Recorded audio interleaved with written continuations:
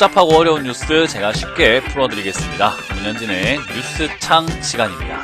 상당히 많이 쏟아져 나오는 이 뉴스들 뭘 봐야 할지 보더라도 어떻게 해석을 해야 될지 많이 힘드시잖아요. 제가 도와드리겠습니다. 오늘도 제가 뽑은 뉴스로 여러분들이 경제에 대한 시각이 조금 더 밝아질 수 있도록 제가 인도해 볼 테니까요.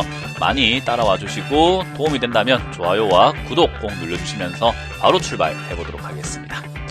자, 일단 첫 번째 뉴스입니다. IMF에서 이런 뉴스가 나왔어요. 경기 회복이 지연되면 증시가 가파른 조정이 들어갈 것이다 라고 경고를 했는데 이런 경고는 우리 웬만한 초등학생도 할 수 있겠다라는 생각이 들 정도로 너무 당연한 이야기를 했습니다. 너무나 당연한 이야기를 했기 때문에 제가 비난을 하는 것인가? 아니요. 너무나 당연한 이야기는 예전부터 해왔는데도 불구하고 이걸 무시하고 투자하고 있던 그 투자자들이 잘못된 거예요. 당연하지 않은 행동을 하고 있기 때문이죠. 경기 회복이 지연되면은 증시는 가파른 조정이 들어갈 수밖에 없을 정도로 지금은 경기가 회복되지 않았는데도 주가만 올라온 상황이라고 보시면 됩니다. 주가만 올라오면 어떤 일이 발생이 되는가? 그게 우리가 흔히 말하는 거품이에요. 저는 음주 가무를 좋아한다 라고 이렇게 다들 알고 계실 텐데 맥주를 좋아하는 편이에요. 근데 맥주도 마시다 보면은 맥주를 따랐을 때 맥주는 없는데 거품만 올라오는 게 있어요. 그럴 때 우리가 거품을 꾸역꾸역 다 먹느냐라고 하면은 그렇지 않습니다. 거품을 깔아앉혀서 먹거나 거품을 깔아앉히고 다시 맥주를 따르기를 하잖아요. 그런 것처럼 이 증시도 똑같아요. 거품이 올라왔을 때 그 거품을 마실 것인가? 지금 여러분들이 엄청나게 매매를 하고 있다. 나는 매매를 지금 적극적으로 하고 있어요. 라고 하신다면은 그 거품 마시고 있는 겁니다. 거품 마시면 어떻나요? 맥주 맛도 안 나고 트름만 엄청나게 나오는 부작용이 있죠.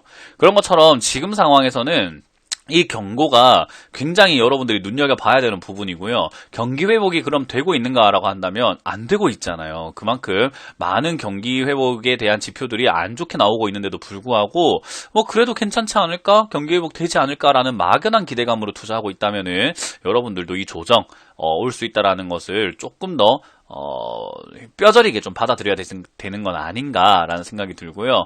불확실성들이 너무 많기 때문에 지금은 뭔가 상승에 베팅을 하시면서 주식을 가지고 있는 것보다는 안전자산인 현금을 조금 보유하시는 게 어떨까? 이건 재테크적인 마인드로서 자산 운용에 대한 마인드로서 조언을 좀 드려보도록 합니다. 자, 그리고 좀비 기업을 이대로 놔두면 15년 뒤에 한국 잠재 성장률은 0%다 라는 이야기를 하고 있는데 잠재 성장률이 0%다 라는 말은요 결국은 마이너스 성장을 하고 있다라고 생각을 해도 괜찮은 거예요. 이게 뭐냐면 좀비 기업이 뭔가요? 라고 한다면요 사실 이제 한계 기업이라고도 볼 수가 있을 것 같아요. 우리 기업이라고 한다면 아무래도 돈을 벌어야 되겠죠. 근데 여러분들도 장사를 하게 되면은 직원 인건비, 월세 이런 거 다 빼고 나니까 나 남는 거 하나도 없어요 하면 장사할 이유가 없잖아요. 그게 우리 겨우 본전 치는 정도라고 하죠. 본전을 겨우겨우 하고 있는 거.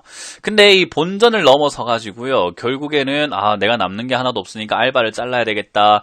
직원을 좀 정리해야 되겠다 해서 고정 비용들을 조금씩 자르다 보니까 월세는 깎을 수가 없고 집주인이 안 깎아주니까 그러면은 월세는 꾸준히 내야 되고 그리고 내가 빚이 없이 사업을 했으면 상관이 없는데 빚을 내서 사업을 했다라고 한다면은 이자를 내야 돼요. 그 이자를 내는 것도 계약이기 때문에 깎을 수가 없잖아요. 그래서 기업들이 지금 보면은 좀비 기업이다라고 하는 것은요. 우리가 고정 비용을 겨우 내고 세금 같은 거 겨우 내고 그리고 이자 이런 것들을 겨우 내면서 살아가고 있는 기업이죠. 아무런 성장도 아무런 어떤 매출의 신장도 어떤 메리트도 혁신도 없이 그냥 생존하고 있는 기업들이에요. 이런 걸 우리가 보통은 좀비 기업이라고 하거든요. 그럼 이런 좀비 기업들이 왜 만들어졌는가라고 하면은 저금리라고 하는 풍조 때문이죠.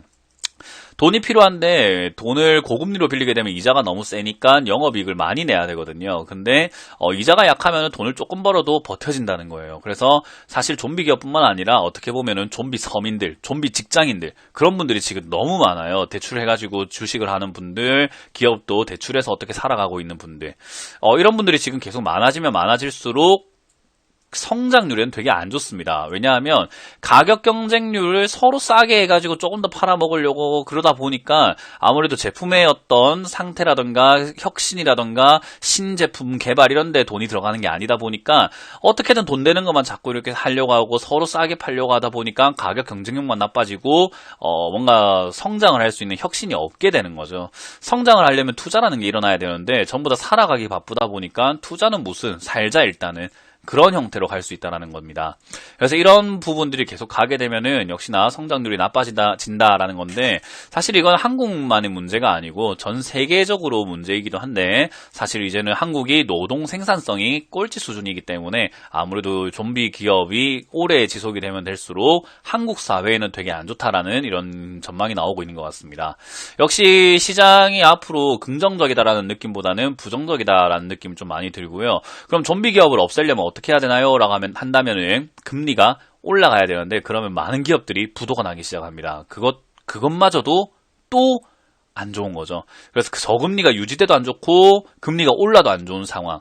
왜 이런 상황에서 여러분들은 빚을 내서까지 투자를 하고 계십니까? 그걸 좀 다시 한 번 더 스스로가 지금 상황이 기회가 맞는지 평가를 한번 다시 해보시는 또 뉴스로 받아들여 보시면 좋겠습니다. 자, 그리고 이제 중국이 패권 도전을 하고 있습니다. 세계 최초로 디지털 화폐 실생활에 사용할 수 있게끔 하겠다. 일단 디지털 화폐라고 한다면 우리가 한때 블록체인 이 뜨면서 비트코인이 붐이 일으켰는데 어떨 때는 이제 우리가 뭐 가게도 생겼었죠. 가상화폐를 받겠다라고 하는 이더리움으로 결제받겠다, 비트코인으로 결제받겠다 하는 그런 가게들도 많이 생겼는데 최근에는 없어졌죠. 그런 것처럼 우리가 실생활로 사용하기에는 너무 물가라고 해야 될까요? 그 화폐의 안정적인 어떤 가치 보장이 안 되다 보니까 어떨 때는 급등이었다가 어떨 때는 쌌다가 이러다 보니 야 이거는 우리가 거래로 쓰기엔 별로다라고 했는데 그걸 국가에서 어떻게 조금 관리를 해보겠다라는 형태로 중국이 먼저 시작을 했습니다. 중국이 먼저 시작을 해서 디지털 화폐를 조금 이렇게 뿌리겠다라고 하는 것은요, 결국 전 세계 사람들이 디지털 화폐를 사용할 수 있도록 테스트하겠다라는 건데, 그러면 전 세계 기축통화인 달러 패권에 결국 도전하게 됩니다. 미국 기분 나쁘겠죠. 여러분들이라 하더라도 기분이 나쁠 겁니다.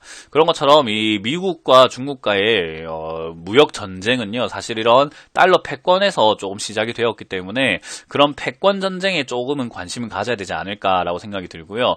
이제 누가 이길지 섣불리 예측할 수는 없어요. 그러나 결과는 끝날 때까지 가게 되어 있다는 게 저의 예상입니다. 협상을 어중간하게 할 것 같다 생각은 하진 않고요.